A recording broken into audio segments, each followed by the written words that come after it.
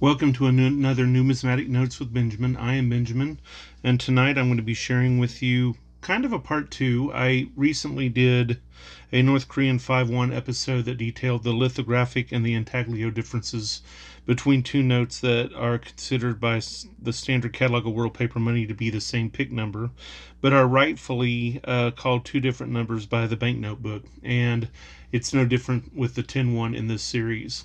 I've discovered that YouTube has recently been providing closed caption to my videos. So if you haven't looked at some of my videos, go back and double check the closed caption function. Please subscribe to my page and enjoy my other 120 plus videos.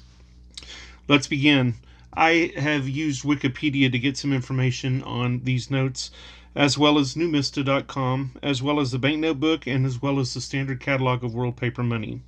This is a North Korean 10-1, and I'm showing you a pair tonight of notes, one dated 1992 and one dated 1998.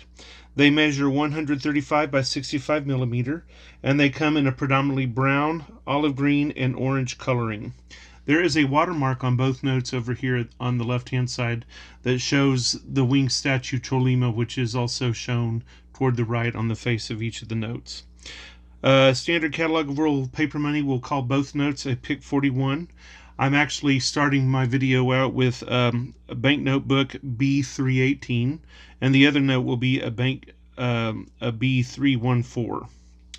The note I'm showing you now is a lithographic note, and you will see an easy way to see the difference in these two notes momentarily. Let's go into detail about what's on the face of both of these notes. On the face of this note, we have, in Hangul or Chosungal, as they like to say in North Korea, we have the words Chosun Minju Juwi Inmin Konghwaguk Chungang Unhang, which means the People's Democratic Republic of North Korea, Central Bank of North Korea. We also have the coat of arms of the nation, or like my friend from Hong Kong says, sigil. And then we have a worker pressing buttons. And I wonder what buttons he is pressing. To the worker's right, we have a statue of Cholima.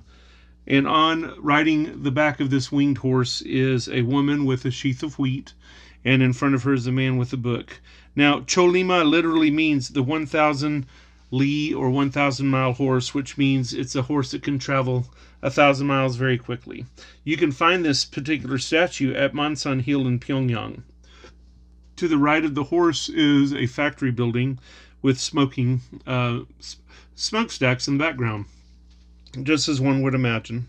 The Cholima statue in Pyongyang symbolizes the heroisms, the constant fighting spirit of the Korean people, and the innovations and advancements so quickly at the speed of Cholima. The statue itself is 46 meters high, 16 meters long, and it symbolizes the Cholima movement, which is North Korea's version of China's Great Leap Forward. And just like China's Great Leap Forward came at a cost, so did the Cholima movement come at a cost. It exhausted the workplace, and while initially successful, there was no way they could maintain the manufacturing hope of the situation. This monument can be found on Mansu Hill in Pyongyang, and this is a complex of monuments that have more than 229 figures in all.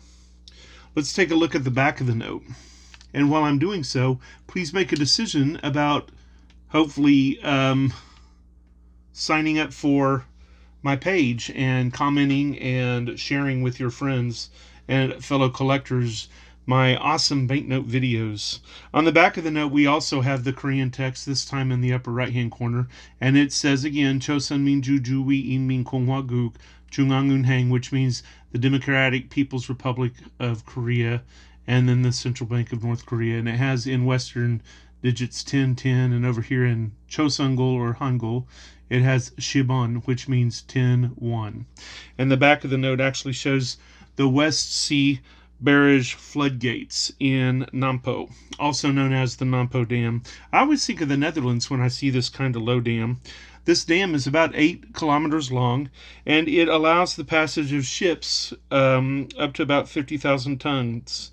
It dams the Taedong River from the Yellow Sea, and it was built from 1981 to 1986, at the cost of about $4 billion US. And it allegedly was to stop the seawaters from mingling with the fresh waters of the Taedong River and allow for irrigation to increase production of crops in the north, which has been a problem with the north for quite some time. Now here's why I consider these to be two banknotes. I'm going to go ahead and turn this back over while you turn it over in your mind whether or not you're going to sign up for my country. My country. Whether you sign up for a subscription to my channel. Now I'm going to go ahead and I'm going to zoom in on Mr. North Korean Mr. North Korean worker. Take a look at his face. It's a very proud face, and it's a very basic face. Now take a look at the face on this 1992 lithographic note. And I want to be upfront here. This note that I'm showing you here is an uncirculated banknote. This note that I'm showing you from 1992 is a well-used banknote, which is kind of neat for me because it actually proves that the note was in circulation. Now take a look at the detail on Mr. North Korea's face here. You actually can see the pupils in the eye almost, and you can actually see much finer engraving than you can here. So we have here, and we have here. Nice refined lips, delicate nose, overly emphasized nose, eyebrows become blackened, and lips have disappeared in the lithograph. And if you take a look at his jacket compared to Mr. North Korea's jacket here, you see a lot more finer engraving on the bib of the overall. So here we have the lithograph, and here we have the intaglio. And I'm not positive, but it seems to me that the poor quality of the lithograph would indicate that this is a Chinese or a Russian product. Now, we might be able to see some differences on the Cholima statue. Let's take a look. We have on the Cholima statue, we have the lithographic 1998, and then we have the intaglio 1992. So here we have 1992, here we have 1998. Not so easy to see, is it? But I wonder if that's because this is a well-used note. Don't know. There is some difference in the clouds. Let's move over to the clouds of the factory. This is the intaglio note with the clouds above the factory and the smoke in the factory. And here it is on the lithographic note. So we have a thick band, a thin, and a thinner band of clouds. And on the intaglio note, we seem to just have the three bands. Again, it's not always easy to see except in the face. It's really hard to lithographically duplicate the features of the face. So let's go back to the face for a final perusal. This is the lithographic 1998 note.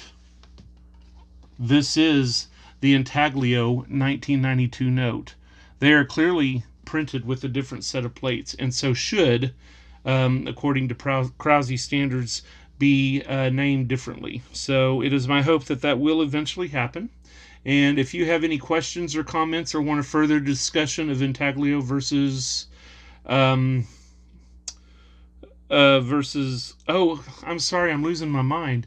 Intaglio versus lithographic, then by all means, leave a comment, ask me some questions, and let's have a discussion for everybody's benefit in the comments. I am Benjamin Swaggerty. This has been Numismatic Notes with Benjamin. Have a jewel of a day.